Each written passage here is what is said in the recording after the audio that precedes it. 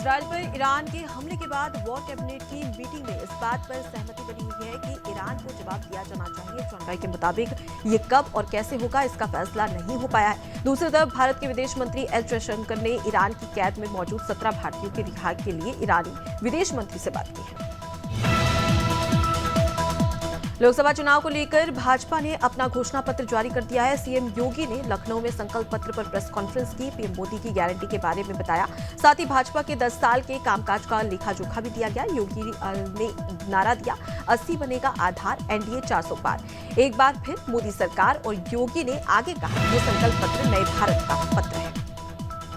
लोकसभा चुनाव को लेकर बीजेपी ने संकल्प पत्र के नाम से अपना घोषणा पत्र जारी कर दिया है, जिसे लेकर छत्तीसगढ़ के मुख्यमंत्री विष्णुदेव साय ने कहा कि इस संकल्प पत्र में पीएम मोदी ने देशवासियों को विकसित भारत 2047 की झलक दिखाने की कोशिश की है। उन्होंने आगे कहा कि संकल्प पत्र संविधान की तरफ पवित्र है।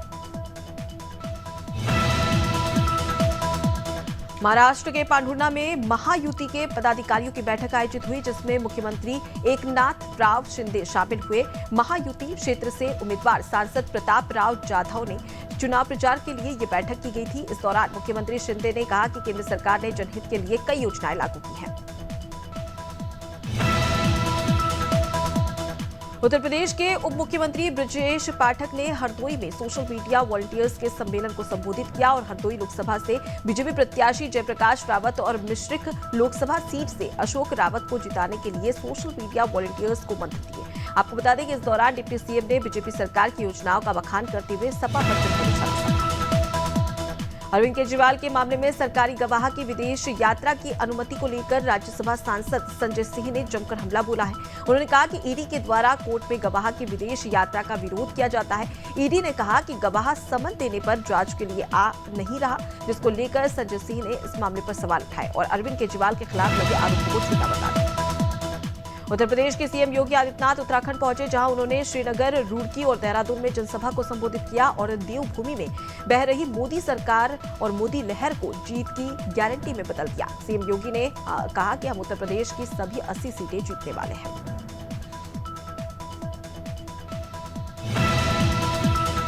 बीजेपी के स्टार प्रचारक और अभिनेता राजा बुंदेला मंडला दौरे पर रहे, जहां उन्होंने बीजेपी प्रत्याशी फग्गन सिंह कुलस्ते के समर्थन में रोड शो किया।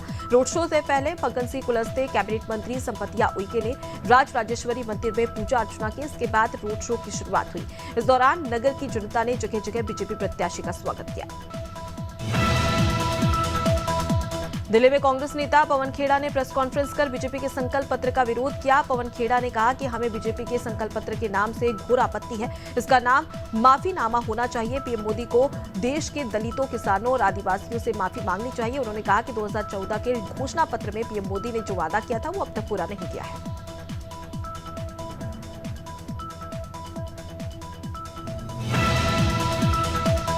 प्रधानमंत्री नरेंद्र मोदी को अपशब्द कहने वाले के खिलाफ एफआईआर दर्ज की गई है। बिलासपुर जिले के मस्तूरी पुलिस ने अरविंद सोनी नाम के युवक पर एफआईआर दर्ज की। आपको बता दें कि अरविंद सोनी ने कांग्रेस नेता कन्हैया कुमार के कार्यक्रम के दौरान प्रधानमंत्री को गाली दी थी, जिसका वीडियो सोशल मीडिया पर जमकर वायरल हुआ था। जिसके बाद बीजेपी नेता ने थाने में शिकायत की थी। पुलिस ने मामले में संज्ञान लेते हुए आरोपी अरविंद सोनी पर केस दर्ज कर लिया है।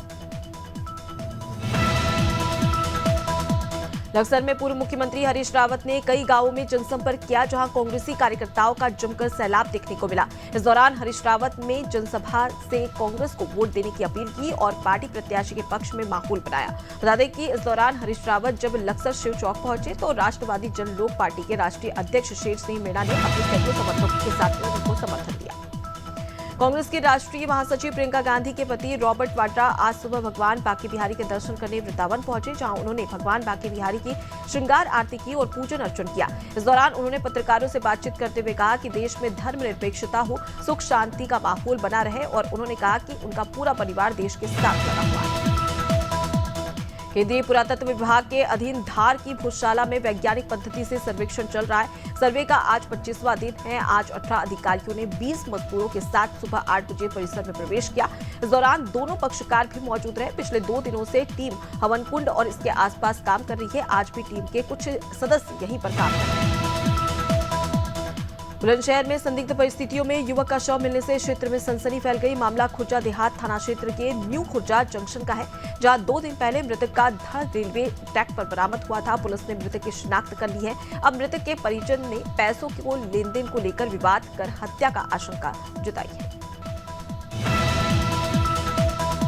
भोपाल के बावड़िया कला स्थित होटल के स्क्वायर में युवती की संदिग्ध हालत में मौत हो गई। होटल के रूम में युवती का संदिग्ध परिस्थितियों में शव मिला। शुरुआती जांच में पुलिस ने हत्या की आशंका जताई है। बताया जा रहा है कि युवती जिस कमरे में रुकी हुई थी, वहां भोपाल के कोलार का रहने वाला राहुल पांडे नाम का युवक पहले से ही रुका था। टीकमगढ़ जिले के झांसी हाईवे पर नाले में एक व्यक्ति का शव पाया गया। वहीं शख्स की बाइक सड़क किनारे पाई गई। मृत व्यक्ति के परिवार वालों ने बताया कि व्यक्ति 1 दिन पहले ग्राम रतनगुआ में रिश्तेदार के यहां पर गया था, लेकिन वहां से घर वापस नहीं लौटा। मामले में पुलिस प्रशासन की टीम पूरे मामले की जांच कर रही है। कांकेर के गढ़ पिछवाड़ी गांव में एक मादा भालू की मौत हो गई। भालू की मौत कैसे हुई, कारणों का खुलासा नहीं हुआ है। सूचना पर पहुंची पुलिस और वन विभाग की टीम ने भालू के शव को पोस्टमार्टम के लिए भेज दिया है। वहीं रेंजर रहमान अली का कहना है कि डॉक्टर की टीम भालू के शव का पीएम करेगी, जिसके बाद भालू की मौत के कारणों का खुलासा हो पाएगा। कन्नौज में 2 पक्षों में विवाद हो गया, जिसका वीडियो सोशल मीडिया पर वायरल हो रहा है। वायरल वीडियो में दिखाई दे रहा है कि देर रात दुल्हा के भाई का लड़की पक्ष से मामूली बात पर विवाद हुआ। विवाद इतना बढ़ गया कि दोनों पक्ष के बीच जमकर मारपीट हुई। सूचना मिलते ही पुलिस मौके पर पहुंची और दोनों पक्षों को समझाने की कोशिश की, लेकिन समझा नहीं सकी। इसके साथ ही आपको बता दें कि लड़की पक्ष की तहरीर पर दूल्हे के भाई को पुलिस ने हिरासत में ले लिया है। धमतरी के बोराई थाना पुलिस ने 11 नामजद समेत 15 नक्सलियों के खिलाफ केस दर्ज कर लिया है, जिसमें कई ईरानी नक्सली भी शामिल हैं, जो अलग अलग जिलों में कई नक्सली वारदातों को अंजाम दे चुके हैं। बता दें कि 13 अप्रैल को एकावरी के जंगल में सुरक्षा बलों और नक्सलियों के बीच में मुठभेड़ हुई थी। इस दौरान नक्सली जंगल की आड़ लेकर मौके से फरार हो गए थे।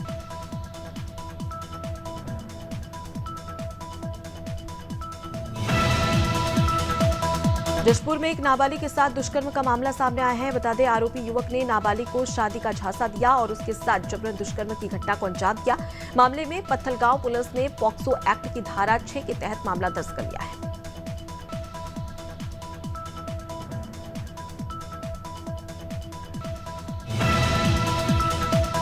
छतरपुर पुलिस ने लूट की घटना का खुलासा करते हुए 4 शातिर लुटेरों को गिरफ्तार कर लिया है। पुलिस इनके कब्जे से लूटे गए जेवरात, अवैध कट्टा और बाइक जब्त कर ली है। इन बदमाशों ने सराफा व्यापारी के साथ लूट की थी। जब वो बाजार करके अपने घर जा रहे थे, तभी बदमाशों ने उन पर कट्टे से फायर कर मारपीट शुरू कर दी और जेवरात छीनकर भाग गए। फिलहाल पुलिस 2 आरोपियों की गिरफ्तारी के लिए लगातार तलाश कर रही है।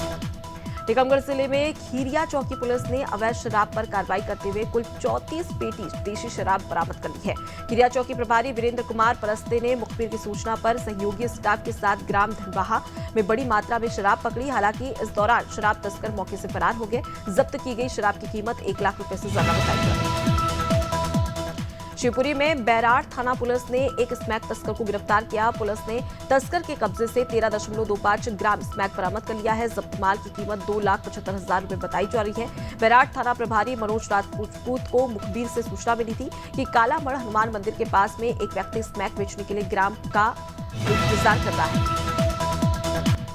कोरबा के बालको क्षेत्र में बीते दिन ट्रेलर और ऑटो की भिड़ंत हो गई, जिसमें एक ऑटो चालक की मौके पर ही दर्दनाक मौत हो गई। हादसे को लेकर जिला ऑटो संघ और मृतक के परिजन ने चक्का जाम कर दिया। लगभग 1 दिन बीत जाने के बाद भी मृतक के परिजनों को इंसाफ दिलाने के लिए विभाग नाकाम साबित हुआ है। मृतक के परिजन ने प्रशासन से 50 लाख रुपए की मांग की है। सरगुजा के मैनपाट में एक दर्दनाक हादसा हो गया। यहां घर में सो रहे 3 मासूम भाई बहन की जिंदा जलने से मौत हो गई। दरअसल पूरा मामला कमलेश्वरपुर थाना क्षेत्र के बरीमा गांव का है, जहां महिला अपने तीनों बच्चों को घर में सुलाकर पड़ोसी के घर सो रही बड़ी बेटी को देखने गई थी और इसी दौरान ये बड़ा हादसा हो गया। बदायूं में किसान के खेत में गेहूं की फसल को दबंगों ने जला दिया, जिससे सारी फसल जलकर नष्ट हो गई। किसान न्याय के लिए दर-दर भटक रहा है। किसान का आरोप है कि पुरानी रंजिश के चलते उसकी फसल को जला दिया गया। पुलिस 24 घंटे के बाद भी कोई एक्शन नहीं ले रही। मामला हजरतपुर थाना इलाके का बताया जा रहा है।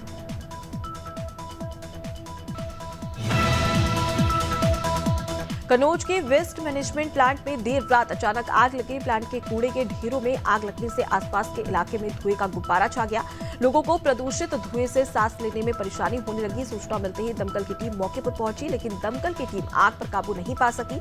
आग किस कारण से लगी इसका पता नहीं चल पाया है। महासमुंद के बलोदा थाना क्षेत्र के जंगल में रेड कार्रवाई करते हुए पुलिस ने वाहन में आग लगता देखा, जिसके बाद रेड में जिस टाटा सूमो में एसएसटी टीम और सिपाही पहुंचे थे उसमें आग लग गई। आग शॉर्ट सर्किट से लगी है या फिर लगाई गई है, इसकी जांच पुलिस प्रशासन की टीम की ओर से की जा रही है। मसूरी में देर रात राजमंडी के पास अचानक झाड़ियों में भीषण आग लगी, जिससे क्षेत्र में अफरा तफरी मच गई। स्थानीय लोगों ने फायर ब्रिगेड और पुलिस को इसकी सूचना दी, जिसके बाद 2 फायर ब्रिगेड मौके पर पहुंचे और आग पर काबू पा लिया गया। स्थानीय निवासी ने बताया कि सभी लोगों ने आग पर काबू पाने की कोशिश की, लेकिन आग ने विकराल रूप ले लिया। बताया जा रहा है कि पूरी घटना में किसी तरह की जानमाल का कोई भी नुकसान नहीं हुआ है। संगम नगरी प्रयागराज में एक बार फिर टोल कर्मियों की गुंडागर्दी सामने आई है। गन्ने टोल प्लाजा पर टोल कर्मियों ने श्रद्धालुओं को लाठी डंडों से पीटा। बताया जा रहा है कि श्रद्धालु मैहर से दर्शन करके वापस लौट रहे थे, जिसका वीडियो सोशल मीडिया पर जमकर वायरल हो रहा है। वायरल वीडियो में दिखाई दे रहा है कि महिलाओं और बच्चों को भी लाठी डंडों से पीटा जा रहा है।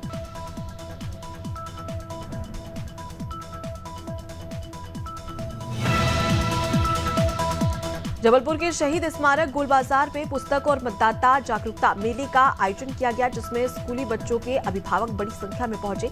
मेले में इंजीनियरिंग कॉलेज के छात्र छात्राओं ने नुक्कड़ नाटक के जरिए मतदाताओं को जागरूक किया और निष्पक्ष होकर मतदान करने का संदेश दिया। जिला निर्वाचन कार्यालय के स्वीप सेल ने 5 दिवसीय इस पुस्तक मेले में विद्यार्थियों और कलाओं की प्रशस्ति को सम्मानित किया। चैत्र नवरात्रि के मौके पर धमतरी जिले के बिलाई माता मंदिर में माता रानी की चुनरी शोभा यात्रा निकाली गई, जिसमें भक्त डीजे की धुन पर नाचते गाते दिखाई दिए।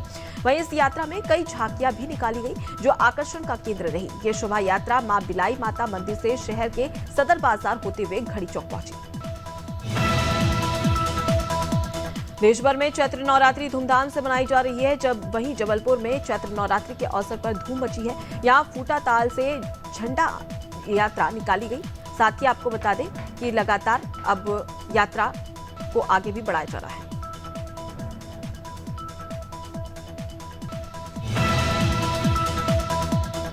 अयोध्या में रामनवमी के पर्व को लेकर शासन प्रशासन, नगर निगम प्रशासन सभी मुस्तैदी से काम करते हुए दिखाई दे रहे हैं। रामनवमी के मौके पर लगभग 20 से 30 लाख की जनसंख्या अयोध्या पहुंच सकती है। ऐसे में जिला प्रशासन पूरी तरह से सतर्क दिखाई दे रहा है। अयोध्या रेंज के आईजी प्रवीण कुमार ने बताया कि रामनवमी परंपरागत रूप से अयोध्या का सर्वाधिक महत्वपूर्ण पर्व है, इसलिए सुरक्षा के पुख्ता इंतजाम किए गए हैं। शेयर बाजार में आज गिरावट देखने को मिल रही है। सेंसेक्स 700 अंक से ज्यादा की गिरावट के साथ 73,500 के स्तर पर कारोबार कर रहा है। वहीं निफ्टी में भी 200 अंक से ज्यादा की गिरावट है, ये 22,300 के स्तर से कारोबार कर रहा है। तो वहीं शुरुआती कारोबार के दौरान सेंसेक्स के 30 शेयरों में से 27 में गिरावट रही, सिर्फ 3 में तेजी देखने को मिली। कोलकाता नाइट राइडर्स ने इंडियन प्रीमियर लीग में पहली बार लखनऊ सुपर जायंट्स को हराया है। कोलकाता की 17वें सीजन की ये चौथी जीत है। सीजन के 28वें मैच में कोलकाता ने लखनऊ को 18 विकेट से हरा दिया। साथ ही आपको बता दें कि मैच कोलकाता के ईडन गार्डन्स स्टेडियम में हुआ, जहां कोलकाता ने टॉस जीतकर पहले बॉलिंग का फैसला लिया। इंडियन प्रीमियर लीग के एल क्लासिको को चेन्नई सुपर किंग्स ने 20 रन से जीत लिया है। टीम ने मुंबई इंडियंस को उन्हीं के होम ग्राउंड पर हराया। मैच मुंबई के वानखेड़े स्टेडियम में हुआ, जहां मुंबई ने टॉस जीतकर पहले गेंदबाजी चुनी।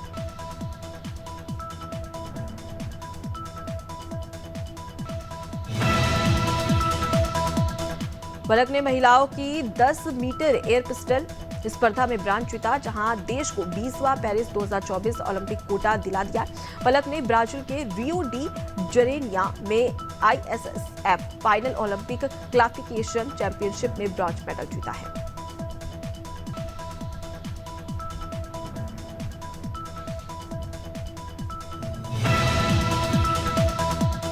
इंडियन प्रीमियर लीग 2024 के 30वें महामुकाबले में आज रॉयल चैलेंजर्स बेंगलुरु का सामना सनराइजर्स हैदराबाद से होगा। मैच बेंगलुरु के एम चिन्नास्वामी स्टेडियम में शाम 7:30 बजे खेला जाएगा। बेंगलुरु का ये 7वां मैच रहेगा। टीम 6 मैच में महज 1 जीत के बाद पॉइंट्स टेबल में सबसे नीचे 10वें नंबर पर है।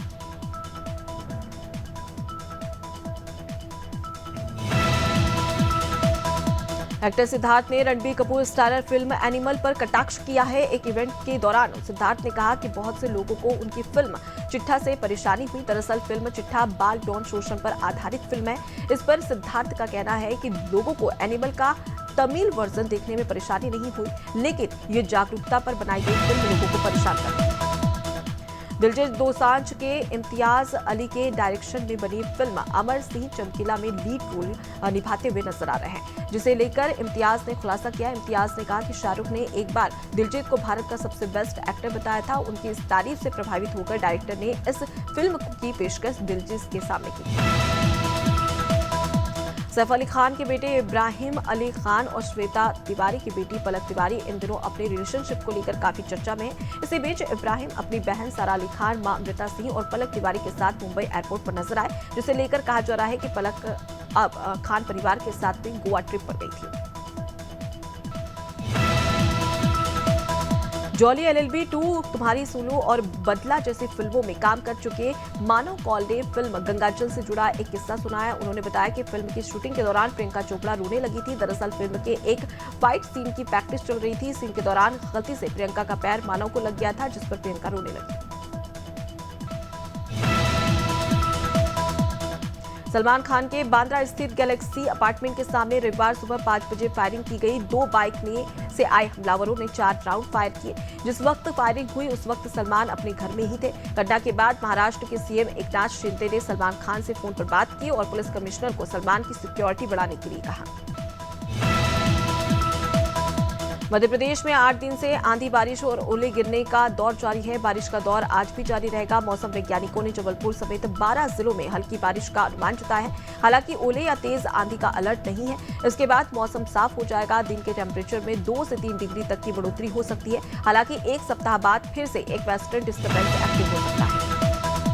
पंजाब में मौसम का मिजाज बदला हुआ है। मौसम विभाग की तरफ से आज राज्य के 19 जिलों के लिए येलो अलर्ट जारी कर दिया गया है। इस दौरान इन जिलों में कुछ स्थानों पर 30 से 40 किलोमीटर प्रति घंटे की रफ्तार से तेज हवाएं चलेगी। साथ ही बिजली भी चमकेगी। बारिश का भी कोई अलर्ट अब तक जारी नहीं किया। हालांकि इस दौरान बादल छाए रहने की बात कही गई है। पटना सहित प्रदेश के सभी जिलों में मौसम आज शुष्क बना रहेगा। अधिकतम तापमान में कोई विशेष बदलाव देखने को नहीं मिलेगा। मौसम विभाग के अनुसार मधुबनी समेत 5 जिलों में बारिश होने की संभावना है। वहीं विभाग की माने तो मंगलवार से गुरुवार के बीच अधिकतम तापमान में 2 से 4 डिग्री की सेल्सियस की वृद्धि हो सकती है। सबसे गर्म जिला 40.9 डिग्री सेल्सियस के साथ शेखपुरा रहा। उत्तर प्रदेश में मौसम बदल गया है। रविवार को प्रयागराज समेत कई जिलों में बारिश हुई। मौसम विभाग ने आज भी 25 जिलों के लिए भारी बारिश का अलर्ट जारी कर दिया है। इस दौरान तेज हवाएं भी चलेगी। 16 और 17 अप्रैल को भी प्रदेश में धूल भरी आंधी चलने के आसार है। मौसम वैज्ञानिक के मुताबिक पूरे देश में कई मौसमी सिस्टम काम कर रहे हैं। इसकी वजह से बंगाल की खाड़ी में इस प्रकार की घटनाएं देखने को मिल रही है। छत्तीसगढ़ में बारिश बादल के बाद मौसम साफ होने के दिन का पारा चढ़ता दिखाई दे रहा है। मौसम विभाग के मुताबिक आज से अगले 4 दिन तक दिन के तापमान में 4 से 6 डिग्री तक की बढ़ोतरी होगी। रविवार को प्रदेश के 1-2 जगहों पर हल्की बूंदाबांदी हुई। प्रदेश में सबसे अधिक तापमान 39.3 डिग्री सेल्सियस डूंगरगंज में रिकॉर्ड किया गया है।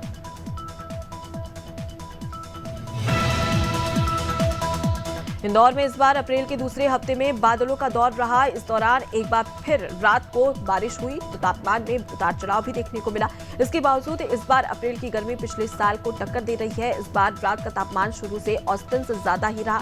इस बार अप्रैल के 2 हफ्तों में रातें पिछले 4 की तुलना में ज्यादा गर्म रही। इन दिनों रात का औसतन तापमान 1 डिग्री दर्ज किया गया है।